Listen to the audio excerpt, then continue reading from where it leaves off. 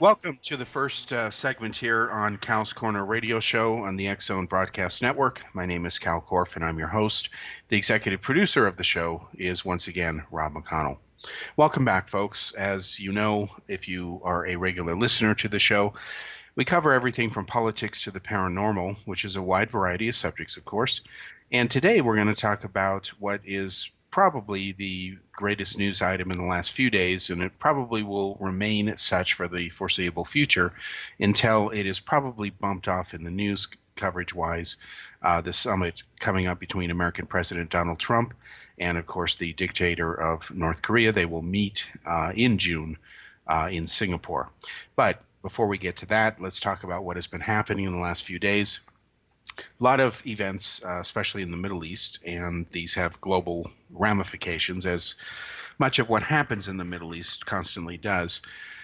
It turns out that Trump has kept one of his longtime campaign promises to drop or get out of the Iranian nuclear deal, which he said, understandably, we have to separate our emotions from facts here. And even though you may emotionally like the Iranian deal, the fact remains that it was always seriously flawed. I am one of the few reporters who has reported on that fact constantly. In fact, I have even called former President Barack Obama and John Kerry liars, because they have been, where it concerns trying to sell the public the Iran deal. They have outright lied about it, and we'll get back to that in just a moment. But to make a long story short, Trump kept his promise to withdraw from the nuclear deal. Iran, of course, began threatening immediately to resume its uranium enrichment program unsupervised if this were to happen. And you have to kind of wonder about that and shake your head about it, because out of one side of their mouth, Iran says that their nuclear program is purely for peaceful purposes. Now, let's say for a moment that you actually believe what Iran says, which would be a foolish thing to do since they have lied repeatedly about their so-called peaceful purposes. They claim they are not interested in developing nuclear weapons. They've even said that having nuclear weapons is un-Islamic, quote unquote. And of course, they pride themselves on being Islamic good boys, even though they hang homosexuals and force women to cover themselves. That's how righteous they are. Anyway, so they say, we don't have any intention to make a bomb. We never did. We know that is a lie. It has been a lie ever since they've said it. Yet they're already threatening to enrich uranium up to bomb-grade levels if this deal were to be canceled. It has been canceled by the United States and its partners, which means the other signatory countries especially, and other companies around the world have about anywhere from 60 to 90 days, as much as 6 months, to now get compliant with the list of sanctions that the United States is reimposing on Iran. And while the Europeans are trying to continue to keep the deal going with Iran, realistically, they're not going to be able to do that. In the meantime, you have, for the first time, actual warfare that has broken out between the state of Israel and Iran. They have been attacking each other's military interests. Iran so far has come out on the losing side of that, and we'll get to that in a few minutes as well. So as you can see, we've got a lot to cover. It all ends and begins with the nuclear deal. So let's briefly recap it, why it was a bad deal to begin with, why the American public was lied to, as well as the world about it, from Obama and Kerry, which is inexcusable, doesn't matter what the subject is, and why it is that Trump kept his promise to pull out of it, and now that is a done deal.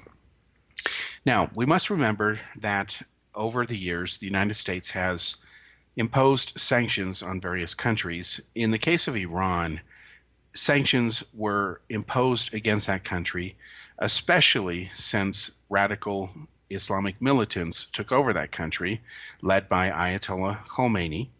And what they did, and a lot of young people just don't know this because they're not being taught proper history in today's schools, but they actually took and held for 444 days slightly over 50 American embassy workers, diplomats, people who worked in the embassy there, and yes, some of them were spies. Every embassy does have spies. They were held hostage for 444 days, and they were only released as Ronald Reagan was coming into power and Jimmy Carter was exiting the White House. And the reason that the Iranians took Americans hostage and held them illegally against their will, violated all diplomatic norms, is because they were upset that Jimmy Carter had agreed to allow the Shah of Iran to undergo some emergency cancer treatment. In the minds of the Iranian regime, they wanted the Shah returned to their country for trial, which is a understandable request, by the way, considering the atrocities that the Shah committed, even on behalf of the United States. We have to remember that the Shah of Iran was put into power in the 1950s when he was a young man by the United States in a coup that was led by the CIA. It was actually prompted by the British, who didn't have the resources to pull it off, so they convinced President Eisenhower to go ahead and put a puppet regime in Iran, and they ousted his brother and put the Shah of Iran in power. He was essentially America's strongest ally in the area, other than Israel, for decades. And then, of course, the Islamic Revolution took place, which put Khomeini in power. They wanted the Shah put on trial. He fled to Panama. He died of cancer, and he was never put on trial for his atrocities. In anger, doesn't mean it was right. It was the wrong thing to do.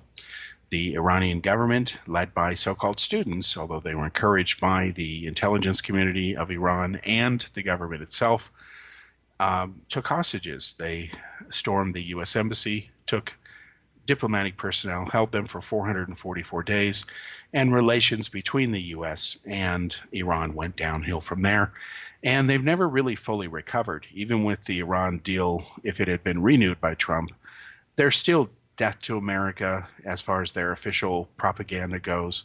They're still calling the U.S. the great Satan. They call Israel the little Satan.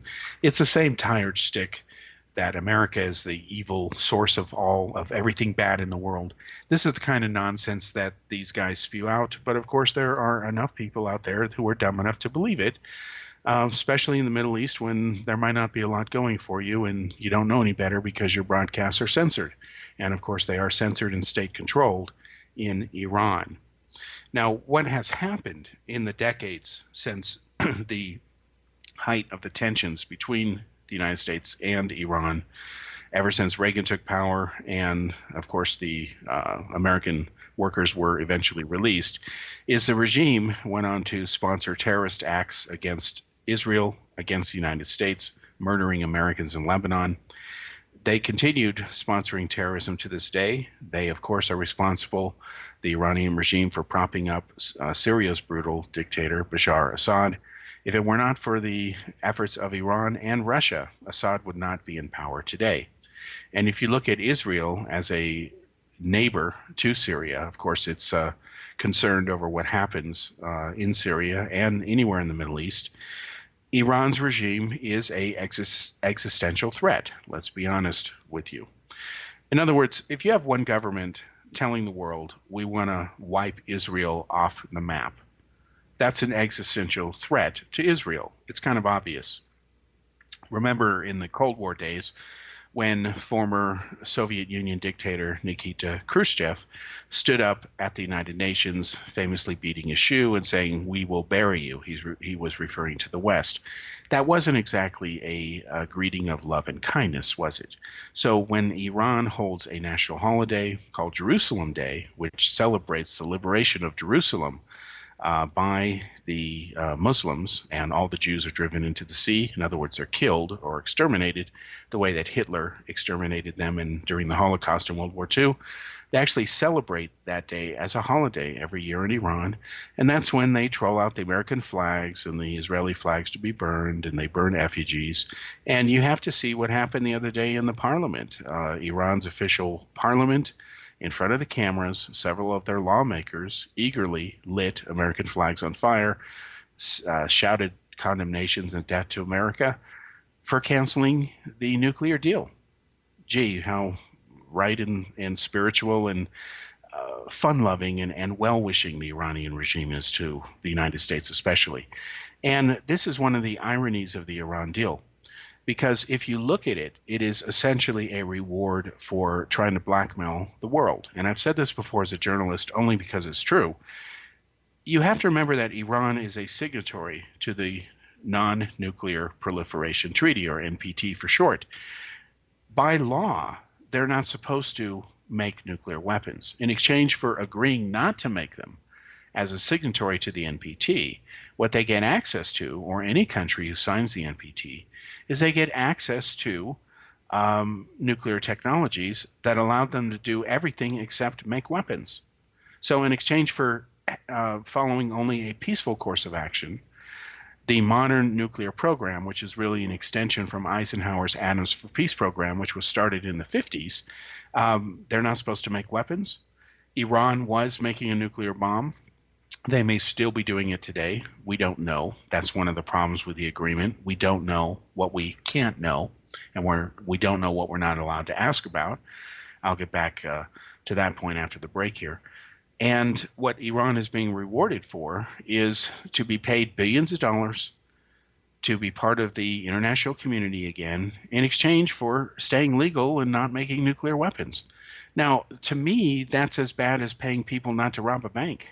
I mean, if you can be paid millions of dollars not to break the law, where can I sign up for that gig? If everyone had it that easy. So I've never been a fan of the Iran agreement because it has been flawed. Our leadership did not need to lie about it, but they did. And after the break here, we'll get into some details as to why it is flawed and what is now happening between Iran and Israel and the war that has broken out between these two countries. We'll be back after this break.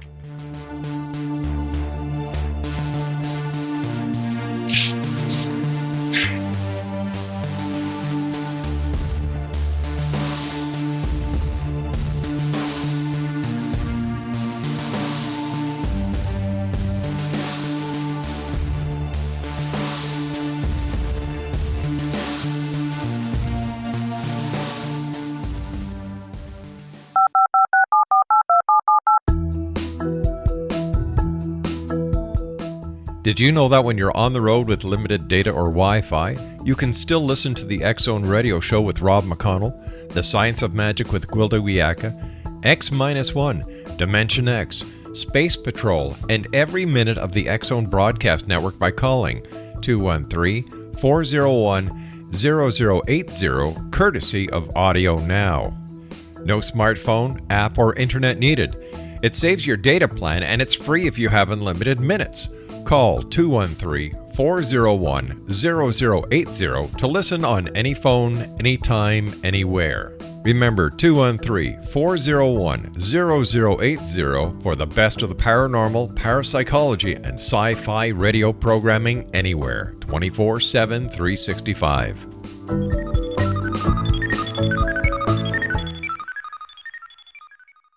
You have heard of the X-Zone? Now watch it on Simul TV. Plus 500 video games, live TV channels, free video on demand, worldwide, and more. Does this sound like tomorrow's television? Well, it is, but you can have it today, right now. It is Simul TV. Simul TV offers what the others only wish they could provide. 15 exclusive channels like X-Zone, sci-fi, and horror. We are worldwide. No other provider offers that. 500 built-in video games. No need to have an extra expensive system. We have them included. Free video on demand. Live streaming events from around the world. Interactive online network, and much more. Tomorrow's TV today. Simul TV. Sound too good to be true? Well, it's not. You can have Simul TV today. Sign up at simultv.com. Do it today.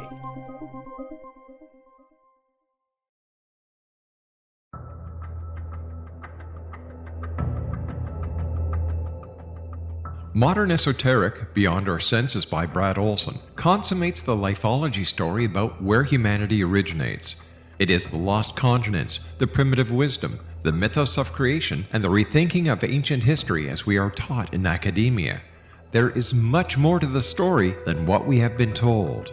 As this is the first book in the Esoteric series, Modern Esoteric starts at the beginning of time and accelerates up to this modern age. Future Esoteric is book 2 in the series and takes a forward-looking position ahead of today with an open and honest examination of the ET issue and various unexplained phenomena. To discover the writings of author Brad Olson, visit www.bradolson.com. That's www.bradolson.com. KalKorff.com.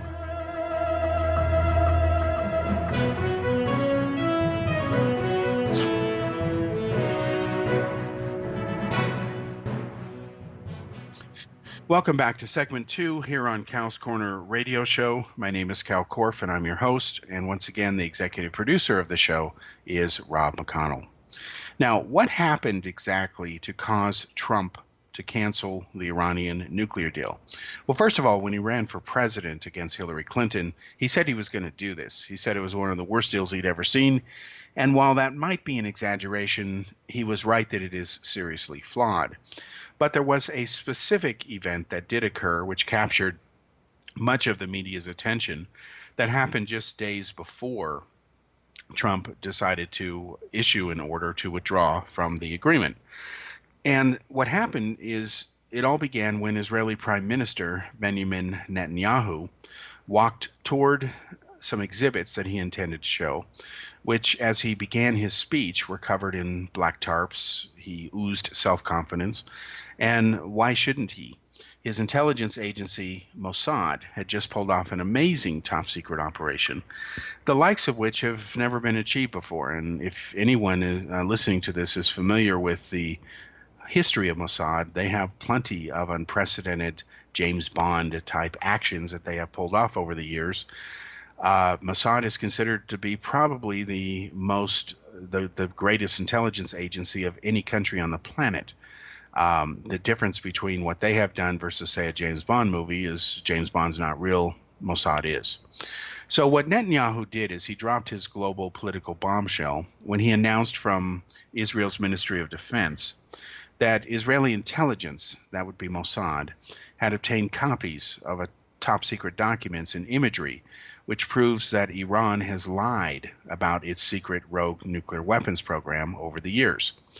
Now, while Netanyahu mentioned that over 100,000 documents and image files, including videos, were captured and are now in Israeli possession, the real number may actually be closer to 500,000 if certain reports about this seized material are true. Now, the key message in Netanyahu's speech could not be more blunt. Netanyahu is a very good speaker, but he's also a very blunt individual. It's two words: Iran lied. Now, not only did Netanyahu prove this fact in his presentation that Iran did lie, it lasted about slightly more than 20 minutes. Let's review a few facts real quickly where it concerns the Iranian nuclear deal. We'll call it the IND for short. That was currently in effect until American President Donald Trump just pulled out of it. Now, we must remember that Iran has denied ever having a nuclear weapons program. Okay? They've always denied it. Their claim has always been a lie since in the late 1980s. It was the Ayatollah Khomeini who originally authorized Iran to make nuclear bombs, and he did this at the urging of Akbar Hashemi Rafsanjani, who was then Iran's Speaker of Parliament. He had held that position for about 9 years' time. And this was during the end of the war when Iran was fighting against Saddam Hussein's Iraq. Now, there was this phase of it where Khomeini says, okay, we have to make our own weapons of mass destruction, because you have to remember that Saddam Hussein had used them against Iran with devastating effect. So as part of trying to get their hands on nukes, what Iran did is they approached the country of Pakistan. All right. Now, I am one of several journalists who has exposed this connection in the past. I was in India at the time when the news of this became official. But we have to remember that it was from the country of Pakistan that Iran first hoped to outright purchase rogue nuclear bombs assembled and ready to go. Their intention was to buy them from renegade scientist, the now disgraced Dr. Abdul Khan, who is known in Pakistan by his supporters as being Pakistan's father of the atomic bomb. We have to remember that Khan played a key role in smuggling out centrifuge parts and engineering blueprints, which he got copies of when he briefly worked for the Urenco company in the Netherlands. In other words, Khan was a scientist there, an engineer. And since Urenco enriches uranium, he was able to steal actual centrifuge components and blueprints that would tell an engineer how to make a nuclear centrifuge. And this was equipment which he then smuggled back to Pakistan before authorities could catch up with him. And of course, Pakistan would never cough him up once they had the goods. They, in fact, loved him for it, because his thievery allowed Pakistan to develop their own nuclear weapons. So Khan was not only corrupt, which is quite common among Pakistani officials. Khan found the black market for rogue nukes to be so lucrative that he ended up supplying Iran, Libya, and communist North Korea with his illegal wares. So in 2005, Pakistan's information minister, this would be Sheikh Rashid Ahmed, publicly admitted, and this is a quote, Dr. Abdul Qadir Khan gave some centrifuges to Iran. He helped Iran in his personal capacity, and the Pakistan government had nothing to do with it, unquote. Now, Dr. Khan would later be pardoned by former Pakistani President Pervez Musharraf, who's no longer in power, and this was after he had confessed a year earlier to supplying rogue nuclear-related equipment to both Iran, Libya, and North Korea. So the question now becomes, if Iran never had nuclear weapons program, and they never intended to acquire nuclear weapons, then why did they go try to buy them ready to go from Pakistan? And when they couldn't buy them ready to go from Pakistan, why did then Dr. Khan sell Iran the first pieces necessary so that they knew how to enrich uranium and would be forced, based on the engineering blueprints, to design their own centrifuges? Why would they do this if they weren't going to build a nuclear bomb? The logic here is obvious. If I'm not interested in getting nukes, I'm not going to go shopping for them, am I? Do you ever shop for things in the store that you don't want? No. You go for things you're interested in, and they were interested in buying ready-to-made nuclear weapons. So the answer to this obvious question is, why would they go want to buy these things if they were never interested in them, is that Iran lied, just as Netanyahu had said. Now, I'm going to give you 3 quotes now. Now, this is from the leadership of the top 3 figures that currently run the government of Iran. First quote says, "I stress that the Islamic Republic has never been after nuclear weapons." Now, this is a statement by Iran's supreme leader, Ayatollah Khamenei, who succeeded Ayatollah Khomeini, okay? And what Khamenei said was, again, an outright lie. Now, here's another quote. "Nuclear weapons and other weapons of mass destruction have no place in Iran's security and defense." Okay? Now, this is what this was said by Iran's president, Hassan Rouhani. He said that it was against their doctrine, it contradicts our fundamental religious and ethical convictions, and he said this in front of the United Nations, and this is the president of Iran. So here you have Ayatollah Khamenei saying, "I promise you we've never tried to get them." Then we have the president saying to even have them would be against everything we stand for, so we're not going to go there. And then you have Javed Zarif, the main negotiator for the Iranian deal. He said in an interview that he did with PBS, he said, quote, "We didn't have any program to develop nuclear weapons." Again, he says, we didn't have any program to develop nuclear weapons. Anyway, we consider nuclear weapons both irrational as well as immoral. Now, again, that's Iran's foreign minister, Mr. Zarif. He's the one that, likes to dress in the Western suits, does not wear a turban, always smiles before the camera, says wonderful, kissy, lovey-dovey things. But, of course, he's lying through his teeth, just like the other 2 Iranian leaders are. Now, again, these quotes were made by the top 3 Iranian leaders, and they're all blatant, brazen lies. For the world now not only knows that Iran had and still is operating a rogue nuclear weapons program, we even know the name of this program now, thanks to what Netanyahu disclosed, thanks to the thousands of documents that Mossad was able to smuggle out of Iran. The name of Iran's nuclear weapons program is Project Ahmad. Okay, A-M-A-D. So let me give you the brief history of Project Ahmad. In 2003, Iran's Minister of Defense, now this would be Ali Shamkhani, ordered that Project Ahmad be divided into 2 parts. He called one part an overt part and the other one a covert one, meaning secret.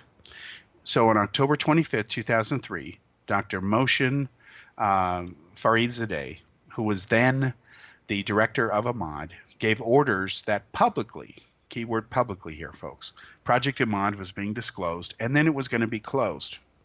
And this move has been Iran's official shtick since then, that essentially it gave up, quote unquote, developing rogue nukes out of consideration, in part, for the USA's invasion of neighboring Iraq, the formal justification of which was to destroy Saddam Hussein's alleged weapons of mass destruction.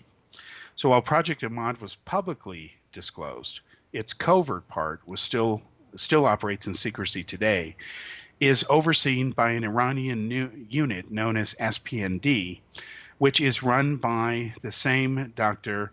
Fakhrizadeh, who still remains its director over 15 years later.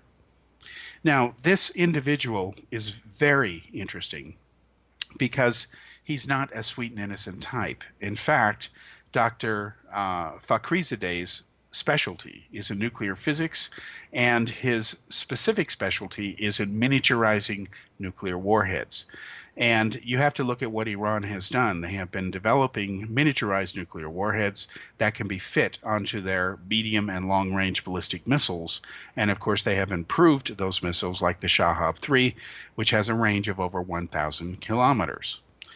Now, you must remember that nuclear warheads are useless if they cannot be delivered by reliable delivery systems. Ballistic missiles, of course, make perfect delivery systems. So we'll be back after this commercial break, and we'll continue with our episode about Iran's nuclear deal.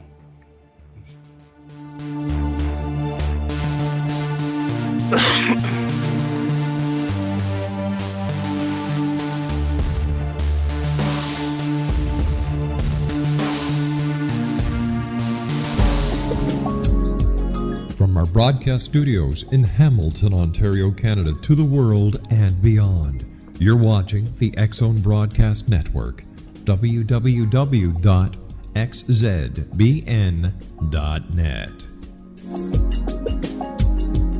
AVS Media Demo.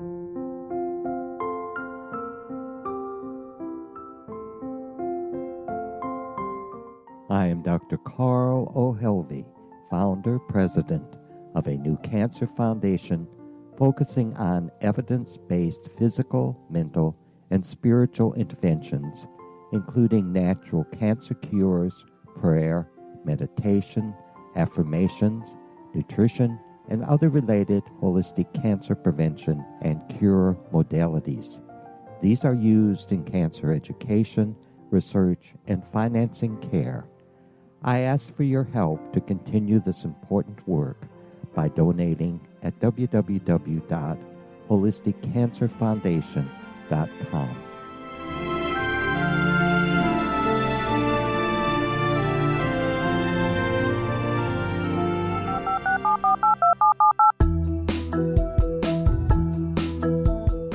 Did you know that when you're on the road with limited data or Wi-Fi, you can still listen to the X-Zone Radio Show with Rob McConnell, The Science of Magic with Gwilda Wiyaka, X-1, Dimension X, Space Patrol, and every minute of the X-Zone Broadcast Network by calling 213-401-0080, courtesy of Audio Now. No smartphone, app, or internet needed. It saves your data plan, and it's free if you have unlimited minutes.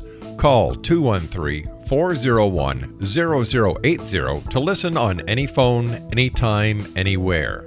Remember 213-401-0080 for the best of the paranormal, parapsychology, and sci-fi radio programming anywhere, 24/7, 365.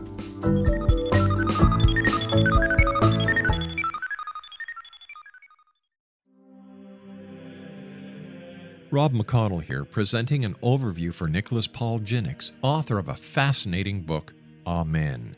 It presents facts revealed by Egyptologists, facts that enable us to understand why Amen is the beginning of creation of God. It provides recommendations for religious leaders of the major religions to unify their beliefs and teach the Word of God. Love one another. Amen informs people how mankind conceived God.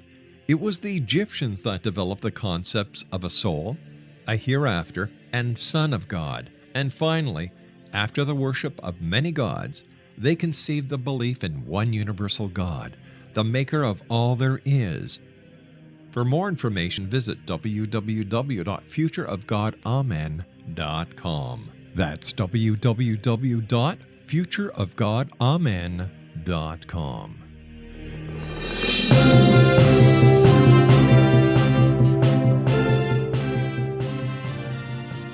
Welcome back to segment 3 here on Cal's Corner Radio Show. My name is Kal Korff, and I'm your host. And once again, the executive producer of the show is Rob McConnell.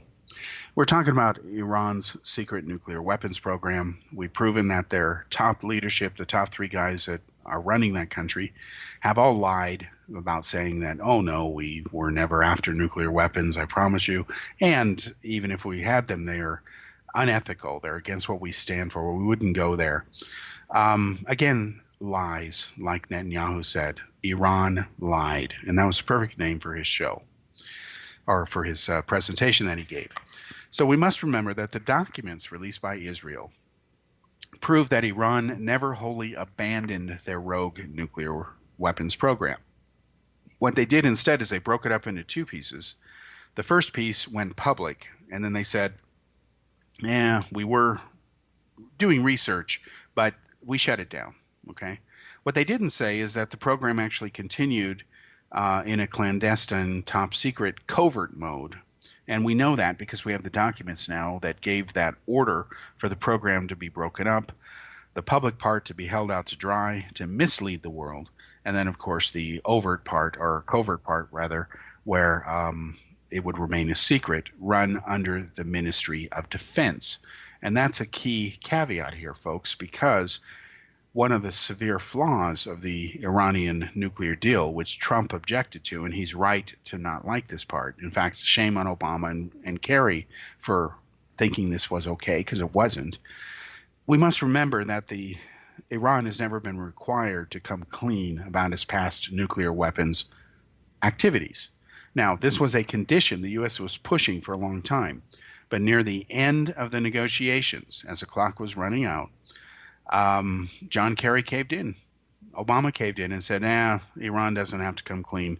It's not important anymore.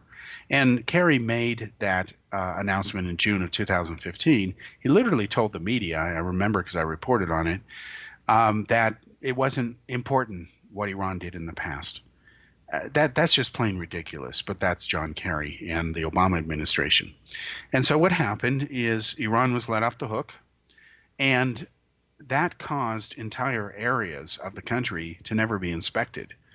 In other words, there were a few laboratories that the International Atomic Energy Agency had identified as to where the warhead miniaturization tests had to have been conducted.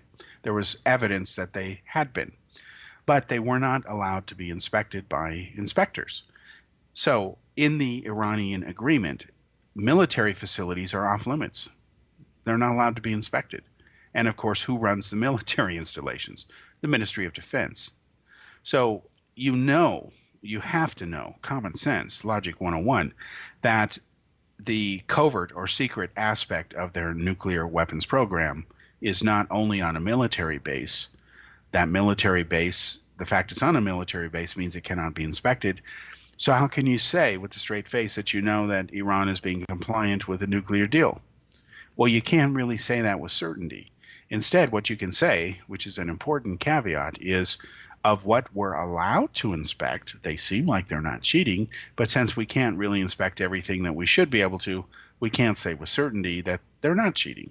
And that's probably the biggest flaw in the Iran nuclear deal, is that it didn't really prevent Iran from developing a nuclear weapon. What it did is essentially pay them off so that they would delay doing it by many years, and it kicked the political can down the road, not just past 1 or 2 terms in office, but basically 2.5 terms in office. Because you have to consider something here. The Democrats, and probably most Americans, likely thought that Hillary Clinton was going to be the next president. Let's assume that she had won the White House instead of Trump, and that she had served 2 terms in office, although she'd be nearly 1,000 years old by the time she got out of her second term. The point is that whoever succeeded her, if she served 2 terms, and it was a continuation of a Obama Democrat Clinton administration, 2 terms for Obama, then 2 theoretically for Clinton, the Iranian deal would have expired about 10 years later, and whoever succeeded Clinton, the anointed one at the time, at least seemingly so in the minds of voters, would have to put up with the consequences of that deal expiring. In other words, Clinton would have gotten a free pass, or any Democratic candidate. Instead, Trump won the election, much to the surprise of many, and he announced from day one he was going to kill the deal, and he has now done so.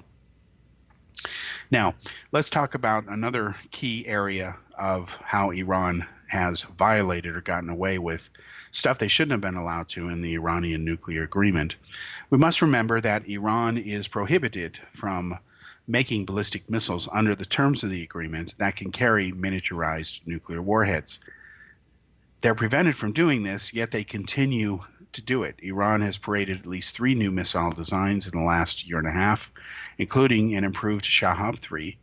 And based on the documents that Israel has released, as well as actual photos showing that the actual lab work was being done, and we only know this because of the leaks from Israel. This was data that nobody else had seen outside of people who were privy to Iran's nuclear weapons program. We know that they conducted warhead miniaturization experiments. We've seen the imagery of that. Israel has published the engineering blueprints, and of course, those miniaturized warheads can fit on any of the latest ballistic missiles that Iran has been developing. And Iran is breaking the agreement, clearly. There's no question about that. Iran's attitude, though, is that since we're not designing them for nukes, but they avoid the issue of could a nuke be retrofitted onto the warhead of that machine or that missile, they're saying, well, we're not in violation of it, and we have a right to make missiles for defensive purposes. Yes, they do. Absolutely they do. But when you make a missile that has a range of a few thousand kilometers, that is not a defensive missile, especially when your country isn't nowhere near that big. Instead, it is an offensive weapon. And Iran has had the ability for years now to hit almost all of Europe, even parts of Russia, with their ballistic missiles. And while Russia isn't worried about Iran because they're a key weapons supplier, they actually built the nuclear reactor for the Iranians and helped them with their nuclear program. The fact is that the U.S. decided to put anti-missile defense systems in Europe as a deterrent against anything that Iran might do, because they realized that the new emerging threat in the post-9/11 world order, if you will, the 9/11 terrorist attacks is what I'm referring to, was no longer just Russia and the Cold War and the United States or even China. It actually is these emerging rogue nations like Pakistan or Iran that could develop sufficient ballistic missiles combined with nuclear weapons to suddenly destabilize the world. And that view is correct. So let's talk about another area that they have made a key advancement in. We have to remember, and this is something that Kerry and Obama never really spoke about, another key area that Iran has used to cheat the spirit of the Iran nuclear deal has to do with its continuing development of not only nuclear capable missiles, but specifically nuclear cruise missiles. And cruise missiles are an interesting type of weapon because they are exempt under the terms of the Iranian deal. And Kerry and Obama agreed to that, and it's inexcusable.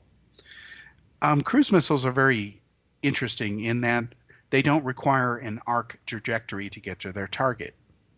What they do is they fly at much slower speeds, and they fly along the contours of the terrain. In fact, the most advanced cruise missiles can actually have their targets changed in the middle of their flight, and they can go take out a different target than what they were originally intended or designed to do when they were launched. A regular ballistic missile cannot do that. It needs an arc, and it's better at much further targets. So what Iran did is they approached some rogue weapons dealers in Ukraine. And in about 17 years ago, around the year 2000, they bought 12 Soviet-era Kh-55 cruise missiles, which have a range of 1,860 miles. That's a fair distance. And the Kh-55 is a cruise missile that the Soviets made. Ukraine had a lot of them. 12 of them were illegally sold to Iran. And then Iran started reverse engineering them. And to this day, Iran has managed to develop, with the help of having these weapons as a engineering blueprint, they've developed now their own indigenous cruise missiles, which will be able to carry miniaturized nuclear warheads. These would be warheads that will be smaller than the ones that would fit on their Shahab-3 ballistic missile. Now, since cruise missiles are not ballistic missiles, and they're distinctly different, they're not classified in the same way, cruise missiles are exempt from the Iranian nuclear deal. Iran is able to make all of them and say, well, it's not a ballistic missile with a nuclear warhead, so it's okay. And technically that loophole exists, but it does violate the spirit of the agreement. If they're not working on nuclear weapons at all, they shouldn't be working on cruise missiles that can carry nuclear warheads, but they are. So because the Obama administration caved on that issue, John Kerry caved on it, that is the way that things stand. Now, as we go through this here, let's talk about lies. We know that Iran did lie by saying they never had a nuclear weapons program, that just having the ideas against their morals, etc. Again, those are lies. We also have to call out former President Barack Obama, because on August 5th, 2015, he said, and this is a quote, "After 2 years of negotiations, we have achieved a detailed arrangement that permanently prohibits Iran from obtaining a nuclear weapon. It cuts off all of Iran's pathways to a bomb. It contains the most comprehensive verification regime ever negotiated to monitor a nuclear program." We'll come back to what Obama said in just a minute.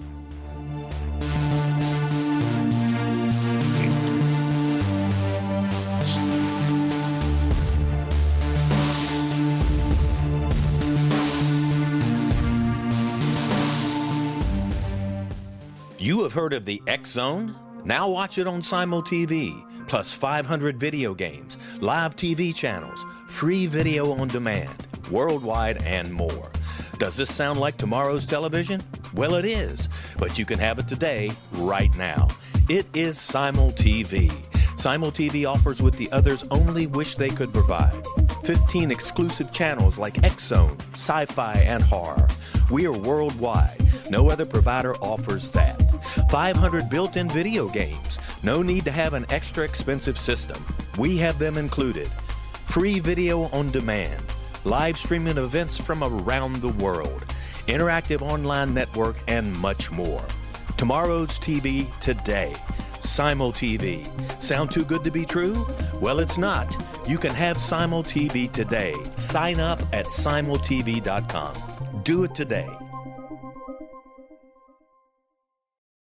The new nonfiction book, Razor of Madness, is similar to cult movies like Clockwork Orange, Dragon's Tattoo, or The Other Side of Hell. Wayne Morin Jr. and Thomas Lee Howell expose widespread and systematic deficiencies in this thought-provoking tell-all novel. Mind control rages among scholars in law schools. Human rights are ignored while thought reform and mental manipulation are accepted practices used as behavior modification. Dr. Louis Jolyon West comes to mind. Media and public scrutiny shows that United States mental hospitals are in fact destructive murder industries. Razor of Madness expose novel details this epidemic through an in-depth professional and personal investigation.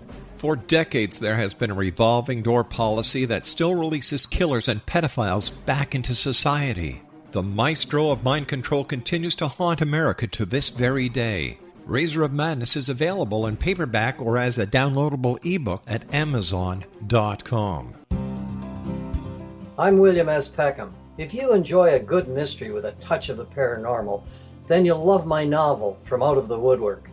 It's the story of a young Toronto contractor, Sean Kennedy, who buys derelict homes, guts them, and turns them into multi-family dwellings. Slums just waiting to happen. When Sean buys 29 Livery Lane, the house fights back. Former owners unexpectedly come out of the woodwork as he starts the destruction.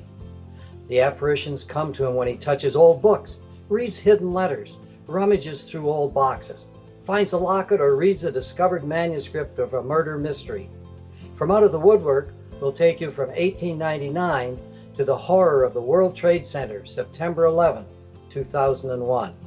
Check out From Out of the Woodwork on my website, www.williamspeckham.com.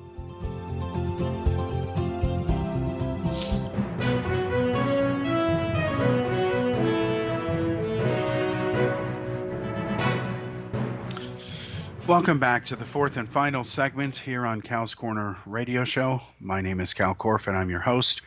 Once again, the executive producer of the show is Rob McConnell. So, folks, we were talking about what Obama had said when he literally lied to the world in one of his speeches about the Iran nuclear deal. What he said on August 5th, 2015 was, after 2 years of negotiations, we have achieved a detailed arrangement that permanently prohibits Iran from obtaining a nuclear weapon. Now, remember, he said we have achieved a detailed arrangement that permanently prohibits Iran from obtaining a nuclear weapon. Obama then went on to say it cuts off all of Iran's pathways to a bomb. It contains the most comprehensive verification regime ever negotiated to monitor a nuclear program. Now, that is what Obama said. I didn't make up those words. They're available, easily searchable in a speech he gave from the White House while President Joe Biden looked over his shoulder. And it all sounds great. Wow, Iran has been permanently cut off from making nukes. That's wonderful stuff. Let's throw a party. Only it was a lie, okay? Because the terms in the Iranian agreement have a sunset date of anywhere from 10 to 15 years. That's it. Now, imagine if this were medical science and I was your doctor and I said, we have permanently cured your disease. You won't have to worry about it for another 10 or 15 years. Well, you say, well, wait a minute. You just said permanently. Well, yeah, permanently, 10 or 15 years. Well, the word permanently does not mean 10 or 15 years. Even if you're Barack Obama, it doesn't mean that. It's a lie. Look up the word permanently. It means forever or everlasting. It means eternal.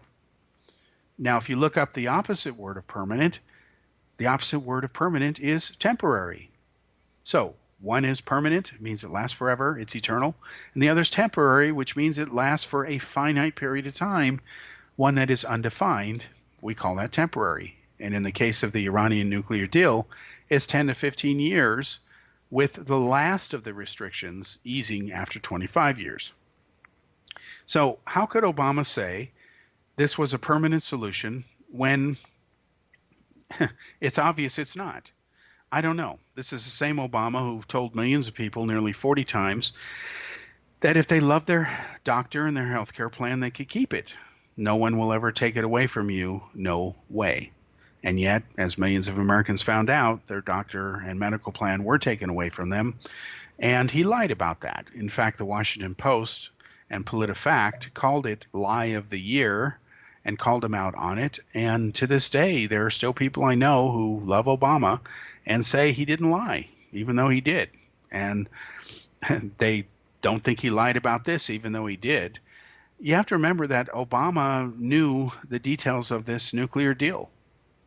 He even wrote part of the speech that he gave about it. He was proud of his moment in the sun. And maybe for once he'd think he actually may have earned his Nobel Prize. I don't know. But to say something is permanently when it's only good for 10 or 15 years, that's just a lie. Let's be honest about it.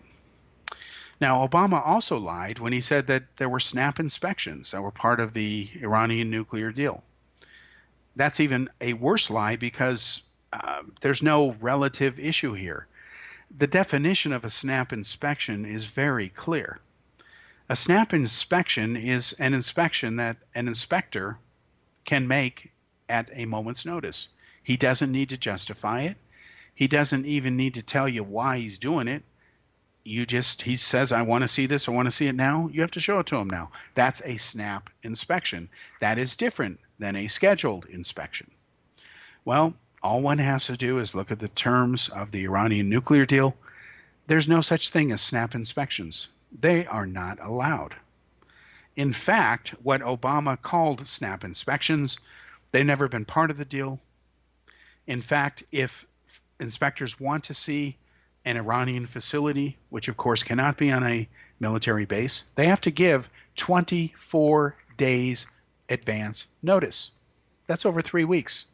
And they have to put it in writing. And if Iran doesn't agree that they should be snap inspected 24 days ahead of time, then Iran just says no. And the issue goes before one of countless UN set up committees where at least 5 nations have to agree that Iran needs to be inspected at this location 24 days ahead of time. That, again, why even use the term snap inspections? He should have just said on-site inspections or something that wasn't a lie, but that's not what Obama did. And then he says that he talked about there would be constant video surveillance. Yes, there is. But what Obama doesn't tell you, neither did John Kerry, is that surveillance wasn't live. In other words, the way the surveillance of nuclear sites works in Iran is they have a video camera running, and every day or two they give that tape to the UN agency.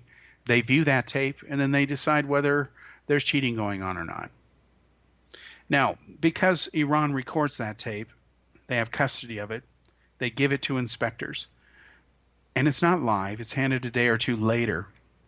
There's no real-time monitoring of anything. So what are you monitoring? You're not. You're looking at a recording that was made a day or two earlier. You're not really monitoring anything in any credible sense of the word. And yet that is exactly what the Iranian agreement calls for, and it was deemed to be okay. Now, these are, again, just a few of the flaws that exist in the agreement. It is why Trump wanted it renegotiated, and he's right to view that way. The problem is Iran says there's not going to be any renegotiations. Case closed. So clearly one side has to give. Trump has laid his cards out on behalf of the United States. It has upset European allies. It has upset people who apologize for the brutality of the Iranian regime. You know, on social media, I'm in touch with a lot of people on Facebook, and I'm surprised at the ignorance of how Iran's system works. I hear all the time from modern so-called progressive liberals that Iran has a democracy. No, they don't. Not in any credible sense of the word. Because although you are free to file to run for political office in Iran, if you don't pass the test of the Guardian or the Council of Guardians, you're not going to be allowed to run for any office.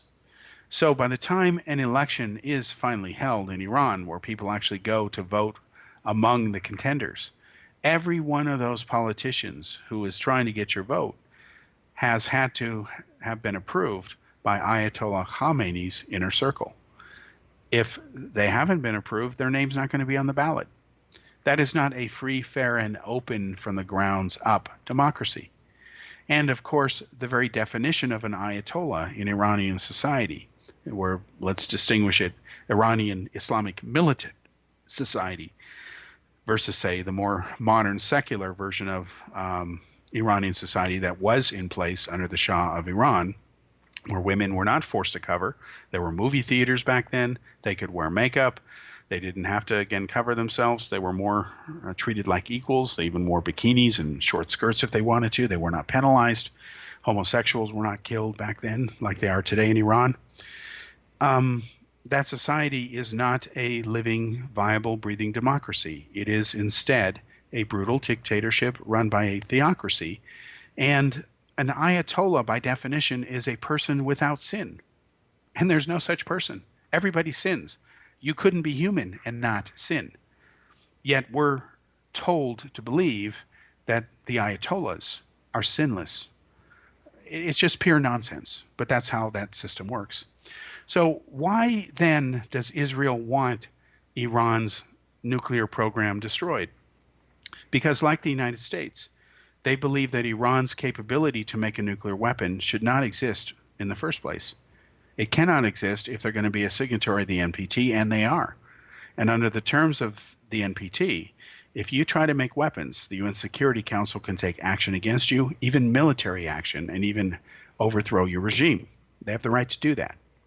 So The critics of the agreement, and I'm one of them, agree that the ability for Iran to make a nuclear bomb should be permanently extinguished, so that it is a permanent solution, that they can never do it. The world doesn't have to worry the issue, and other countries like Saudi Arabia won't also start a nuclear arms race because there'll be no need to.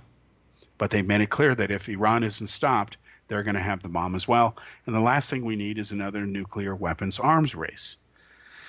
So that's where things stand right now. And what has happened is Israel has been attacking targets in Syria, wiping out Iranian infrastructure, because Iran has been using Syrian territory to set up forward bases to further its regional conquest, and Israel will not allow that to happen.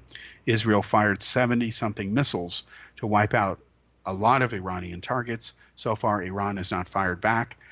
Hours earlier, Iran had attacked Israel in a rocket strike. Most of those rockets ended up causing no damage. Israel struck back, and now that's where things stand.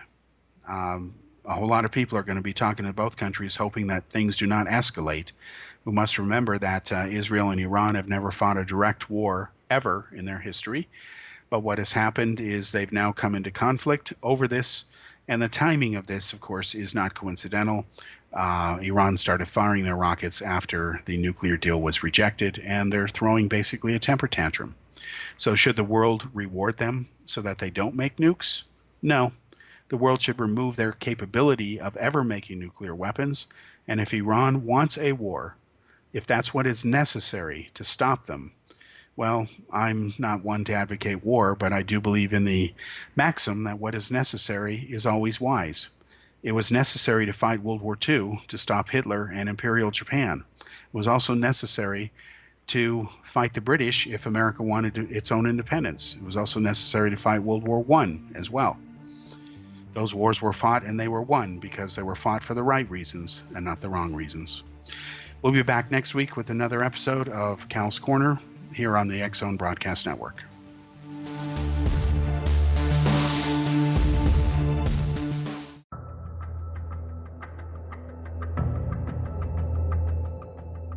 Modern Esoteric, Beyond Our Senses by Brad Olson, consummates the lifeology story about where humanity originates. It is the lost continents, the primitive wisdom, the mythos of creation, and the rethinking of ancient history as we are taught in academia. There is much more to the story than what we have been told. As this is the first book in the Esoteric series, Modern Esoteric starts at the beginning of time and accelerates up to this modern age. Future Esoteric is book 2 in the series and takes a forward-looking position ahead of today with an open and honest examination of the ET issue and various unexplained phenomena. To discover the writings of author Brad Olson, visit www.bradolson.com. That's www.bradolson.com.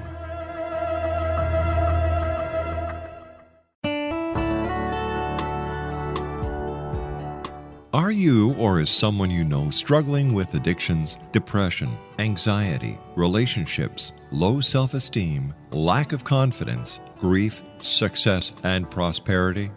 Do you know that your subconscious belief plays a big role in the outcome of your hard work? We can help you permanently change the beliefs that may be the reason for your struggles and failures. We care about getting you the return on your investment and the results you are looking for. We can help you be free of the limitations of your past and in realizing your highest potential. We work with people by phone and Skype.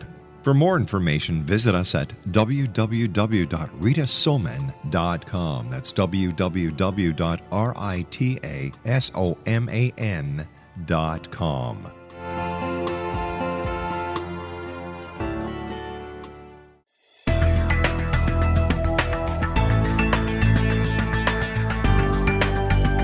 Do you think you have energy problems in your home? Do you feel better when you're away than when you're home? Joey Korn is a global leader in the world of dowsing who specializes in personal energy clearing and space clearing. He can help you create an ideal energy environment in your home no matter where you live in the world. Learn about his remote spiritual house cleaning services and much more at www.dowsers.com. You can get Joey's book, Dowsing, A Path to Enlightenment, as well as other dowsing books and tools, Kabbalah books, and Walter Russell books. Joey's work is really amazing. Go to dowsers.com right now. That's DOWSERS.com, or call 1-877-DOWSING. That's 1-877-369-7464.